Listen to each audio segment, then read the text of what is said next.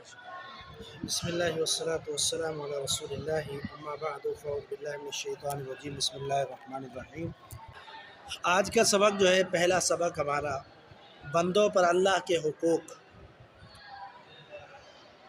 ویسے تو اللہ پر کوئی حقوق لازم نہیں کر سکتا، اللہ پر کوئی زبردستی حقوق نہیں ڈال سکتا کہ اللہ نے یہ بھی کرنا ہے یہ بھی کرنا ہے، کوئی زبردستی نہیں ڈال سکتا، وہ تو اللہ ہے۔ اللہ بندوں پر حقوق رکھے تو وہ اللہ سختی بھی کر سکتا ہے، اللہ عذاب بھی دے سکتا ہے، اللہ معاف بھی کر سکتا ہے، لیکن اللہ پر کوئی حق نہیں جتلا سکتا، اللہ پر کوئی حق نہیں جتلا سکتا۔ لیکن کچھ ایسی چیزیں ہیں جو اللہ نے خود اپنے اوپر لازم قرار دیے، اللہ نے خود اپنے لیے ضروری قرار دیے، خود اپنے اوپر لازم قرار دیے، اس لیے ان کو کہا جاتا ہے اللہ کے حقوق۔ ٹھیک ہے، تو بندوں پر اللہ کے حقوق یہ تو عام ہے، اللہ پر بندوں کے حقوق وہ خاص ہے۔ کیا ہے؟ بندوں پر اللہ کے حقوق تو بہت ہیں، بندے پر اللہ کے حق ہے، فلانا اللہ کا حق ہے، نماز پڑھنی ہے یہ بھی اللہ کا حق ہے، آپس کے معاملات درست رکھنے ہیں، جتنے بھی عبادات ہیں یہ اللہ کے حق ہے بندے پر، بندوں نے اللہ کے حق کو پورا کرنا ہے۔ لیکن اللہ پر بھی کچھ حقوق ہیں، لیکن وہ اللہ نے خود خاص کیے، اللہ نے خود خاص کیے، ہو سکتا ہے آگے یہ بات بھی ہو۔ ٹھیک ہے، یہاں پر کیا ہے؟ یہاں پر ہے بندوں پر اللہ کے حقوق۔ ٹھیک ہے، بہرحال آگے کہیں بھی آ سکتا ہے یہ کہ اللہ پر بندوں کے حقوق کیا ہیں۔ اس کی بڑی مشہور حدیث ہے سیدنا معاذ بن جبل کی، آپ نے سنی ہوگی کہ نبی صلی اللہ علیہ وسلم نے معاذ بن جبل سے پوچھا تھا کہ اتدری ما حق اللہ علی العباد و حق العباد علی اللہ، کہ کیا تم جانتے ہو کہ بندوں پر اللہ کے کیا حق ہے اور اللہ پر بندوں کے کیا حق ہے اور بندوں پر اللہ کے کیا حق ہے، دونوں طرح سے نبی صلی اللہ علیہ وسلم پوچھا۔ تو سیدنا معاذ نے کیا کہا؟ اللہ اور اس کے رسول زیادہ جانتے ہیں۔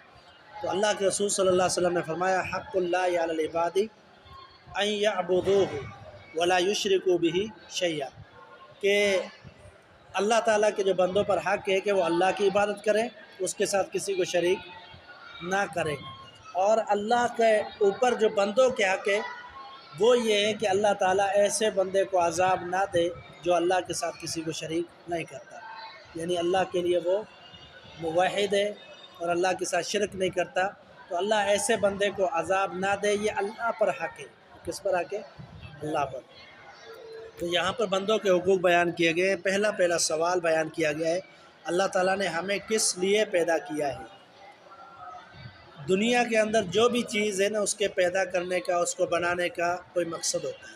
کیا ہوتا ہے؟ کوئی مقصد ہوتا ہے۔ جتنی بھی چیزیں، یہ جو ڈائس ہمارے سامنے پڑی ہے، اس کو بنانے کا مقصد کیا ہے؟ کہ اس پر کتاب رکھے، قرآن رکھے، پڑھنا، اس کو بنانے کا ایک مقصد ہے۔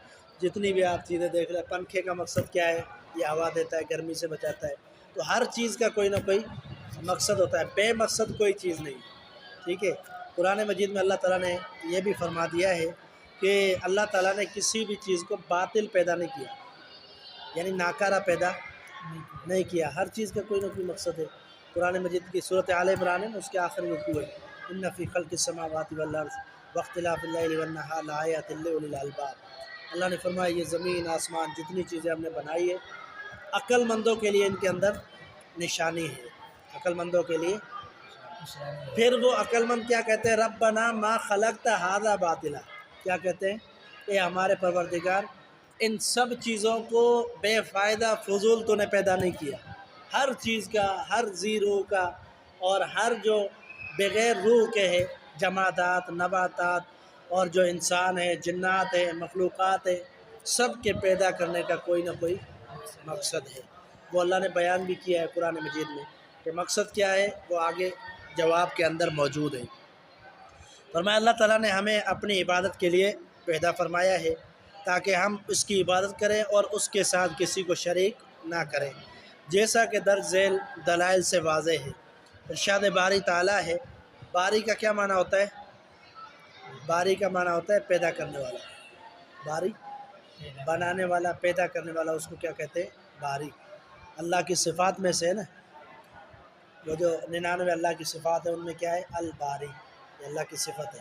باری کا معنی ہے پیدا کرنے والا۔ ٹھیک ہے، وما خلقت الجن والانس الا لیعبدون، اور نہیں میں نے پیدا کیا جن کو اور انس کو، الا لیعبدون، جن بھی ایک جنس ہے اور انس بھی ایک جنس ہے، جن بھی ایک جنس ہے، یعنی ایک جنس ہے، جن کسی بھی قسم کا ہو سارے اس لفظ کے اندر آ جاتے ہیں، جن سارے اس لفظ کے اندر آ جاتے ہیں، اور انس کے اندر سارے انسان آ جاتے ہیں، چاہے وہ کافر ہو مسلمان ہو کسی بھی طرح کا بندہ ہو، لیکن انسان ہوگا تو وہ انس کے اندر شامل ہے۔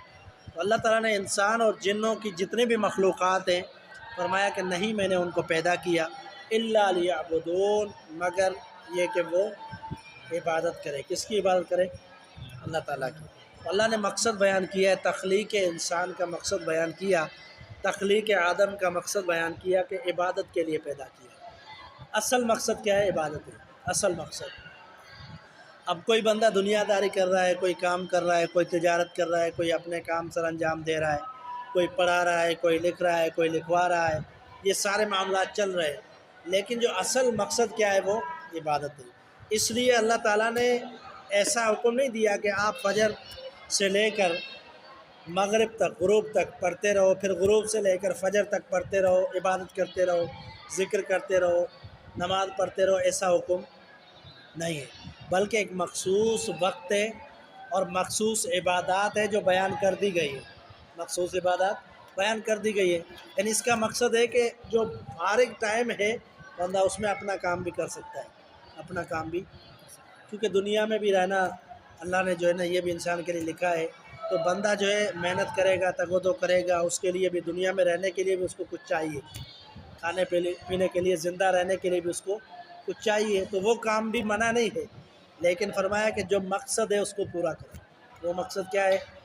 اللہ کی عبادت، اس کے اندر نماز آ جاتی ہے، روزہ آ جاتا ہے، حج ہے، زکوٰۃ ہے، توحید ہے، ذکر و اذکار ہے، جتنی بھی عبادات ہے وہ بندے نے کرنی ہے، دنیا کے کام بھی کرو اور ساتھ میں عبادات بھی کرو۔ اصل مقصد کیا ہے؟ عبادت ہے، اصل مقصد عبادت ہے۔ تو فرمایا کہ اللہ نے پیدا کیا ہے جنوں اور انسانوں کو صرف اپنی عبادت کے لیے، دوسرے کام بعد میں، پہلے اللہ کی عبادت ہے۔ اور رسول اللہ صلی اللہ علیہ وسلم کا فرمان ہے، حق اللہ علی العباد ان یعبدوہ ولا یشرکوا بہ شیئا، یہی حدیث ہے جو میں نے پہلے بیان کی ہے۔ یہ حدیث کس صحابی کی ہے؟ سیدنا معاذ بن جبل۔ نبی صلی اللہ علیہ وسلم نے کیا فرمایا؟ وہ ردیف تھے، کیا تھے؟ نبی صلی اللہ علیہ وسلم کے ساتھ سواری پہ ساتھ تھے، پیچھے بیٹھے ہوئے تھے، آپ صلی اللہ علیہ وسلم نے چلتے پھرتے سوال کیا، سوار ہوتے ہوئے آپ نے سوال کیا کہ کیا جانتے ہو کہ اللہ کے حق کیا ہے اور بندے کے اللہ پر حق کیا ہے؟ تو انہوں نے وہی جواب دیا کہ اللہ ہی بہتر جانتا ہے اور اس کا رسول۔ تو پھر نبی صلی اللہ علیہ وسلم نے فرمایا حق اللہ علی العباد، اللہ کا حق بندوں پر، ان یعبدوہ، کہ وہ اس کی عبادت کرے۔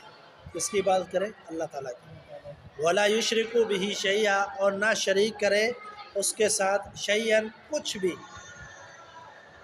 اس کے ساتھ شریک کچھ بھی نہ کرے۔ اس سے مراد یہ نہیں ہے کہ کسی کو کہیں گے تو وہ انسان ہو جاتا ہے، زیرو ہو جائے گا، لیکن اگر کچھ بھی کہیں گے تو اس میں ساری چیز آ جائے گی۔ کیا آ جائے گی؟ ساری چیزیں آ جائیں گی۔ شیئن، کسی بھی چیز کو شے کہا جاتا ہے، کسی بھی چیز سے کیا مراد ہے، لیکن کچھ لوگوں نے انسانوں کو بھی معبود بنایا ہوا ہے، کچھ لوگوں نے فرشتوں کو بھی معبود بنایا ہوا ہے، کچھ لوگوں نے آگ کو بھی معبود بنایا ہوا ہے، کچھ لوگوں نے بتوں کو معبود بنایا ہوا ہے۔ ہر دور کے اندر الگ طریقے سے ایک شرک نظر آیا، ہر دور کے اندر۔ اسی لیے اللہ تعالیٰ نے قرآن مجید میں بھی فرمایا کہ ہم نے جو بھی نبی بھیجا، جو بھی رسول بھیجا، ان کی سب سے پہلی دعوت یہ ہوتی تھی کہ اللہ کے علاوہ کوئی معبود نہیں ہے۔ معبود کا کیا معنی ہوتا ہے؟ معبود کا کیا معنی ہوتا ہے؟ عبادت کے لائق۔ عابد ہوتا ہے عبادت کرنے والا، بندہ جو ہے نا اس کو کہتے ہیں عابد۔ عابد کہتے ہیں عبادت کرنے والے کو، اور معبود کہتے ہیں جس کی عبادت کی جائے۔ معبود اسم مفعول ہے، جس کا معنی ہے کہ جس کی عبادت کی جائے۔ تو عبادت کس کی جاتی ہے؟ اللہ تعالیٰ کی۔ اور لا الہ الا اللہ کا معنی کیا ہے؟ نہیں ہے کوئی معبود الا اللہ، مگر اللہ تعالیٰ۔ تو اللہ تعالیٰ کے علاوہ کسی کی عبادت نہیں ہے۔ نفی اور اثبات لا الہ الا اللہ میں دونوں موجود ہیں، نفی اور اثبات، کہ جتنوں کی عبادت کرتے تھے پہلے ان کا انکار کرو، پہلے انکار کرو۔ اگر کوئی ہندو مسلمان ہونا چاہتا ہے تو ہم پہلے ان سے پوچھیں گے کہ تم ان کو چھوڑتے ہو بتوں کو جن کی تم عبادت کرتے تھے؟ وہ کہے کہ ہاں میں ان کا انکار کرتا ہوں۔ پہلے اس سے انکار کروایا جائے گا، پھر اس سے اثبات کروایا جائے گا۔ اور کلمے کا مقصد بھی یہی ہے کہ لا الہ الا اللہ نہیں ہے کوئی الہ، پہلے نفی ہے، کیا ہے؟ پہلے انکار ہے کہ جتنوں کی میں پہلے پوجا کرتا تھا پہلے ان کا انکار کرتا ہوں کہ میں ان کی عبادت نہیں کروں گا، نہ ہی ان کو رب مانتا ہوں، نہ ان کو مالک مانتا ہوں، نہ ہی خالق مانتا ہوں، الا اللہ، مگر اللہ تعالیٰ۔ تو میں عبادت کروں گا اللہ تعالیٰ کی۔ تو معبود حقیقی کون ہے؟ اللہ تعالیٰ، اور عبادت بھی اسی کی جائے گی۔ کوئی بھی عبادت کے معاملے میں اگر اللہ کے ساتھ کوئی شریک ٹھہراتا ہے تو وہ شرک کہلایا جائے گا۔ نظر بھی اللہ کے لیے، نیاز بھی اللہ کے لیے، ذبیحہ بھی اللہ کے لیے، قربانی بھی اللہ کے لیے، نماز بھی اللہ کے لیے، سجدہ بھی اللہ کے لیے، رکوع بھی اللہ کے لیے، ہر قسم کی عبادت، دعا بھی اللہ سے، اولاد بھی اللہ سے۔ تو ہر قسم کی عبادت، جس کو عبادت ہم کہتے ہیں، وہ کس کے لیے ہوگی؟ اللہ تعالیٰ کے لیے۔ غیر اللہ کے لیے عبادت جائز نہیں ہے۔ یہ ایک سوال تھا آج ہمارا، ایک یہ سبق تھا۔ یہ حدیث کہاں ہے؟ صحیح البخاری کے اندر، ٹھیک ہے، صحیح البخاری کے اندر ہے۔ اور جو آیت ہے یہ کون سی صورت میں ہے؟ الذاریات، الذاریات صورت کی یہ آیت ہے، 51، آیت نمبر 51 تو نہیں ہونی چاہیے، صورت کا نمبر ہے، ٹھیک ہے۔ آیت نمبر کون سی ہے؟ آیت تو دیکھنی پڑے گی، آیت نہیں لکھی انہوں نے، صورت لکھی ہے، صورت ذاریات، ٹھیک ہے۔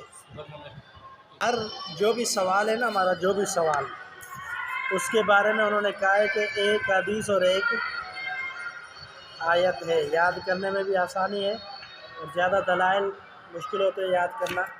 تو آپ جو ہے نا انشاءاللہ اس کو یاد کرنا ہے، کل یاد کر کے آنا، آیت کو بھی اور حدیث کو بھی، بہت زیادہ انشاءاللہ فائدہ ہوگا یاد کرنا۔